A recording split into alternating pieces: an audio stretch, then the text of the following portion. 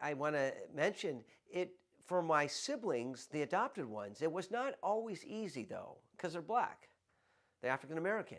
In terms of the Jewish world, not only just in terms of vis-a-vis the Caucasian world out there, the non-colored world. So there were moments of prejudice, and it smacked us in the face. It smacked them. I remember going to shul, going to a Chabad, and I say it very clearly. In fact, because my father and I really helped, we were sort of the antecedents of the very first Lubavitcher shul here in San Diego. Now, there's lots of Chabads. And I don't say this for all about the Lubavitch, but this particular, so we went to the Lubavitch, and there was someone there, and I think the rabbi, and I won't mention names, that's your daughter? That can't be your daughter. Or that's your sister, Yale? Yes, Rabbi, it's my sister. Well, yes, she's my sister.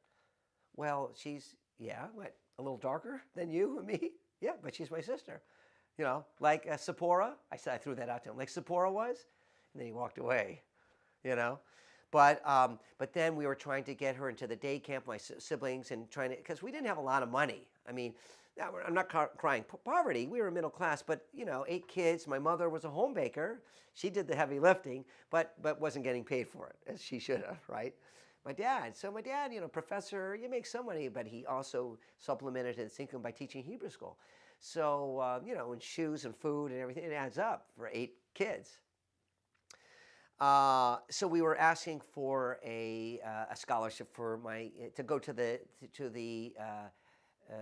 day camp, the Jewish day camp that the Lubavitcher were doing, and there were some problems. We couldn't because we don't know if she's really Jewish. Did she go to the mikveh? It was all BS, and you can see to this day it bothers me, because to me that is so not Jewish, not Torah.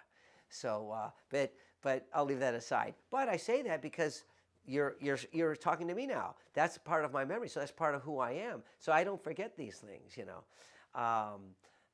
and because guess what? Now as adults and we talk, they don't forget these stories. Now they're grown. They don't have grudges, but they remember being, this bias against them.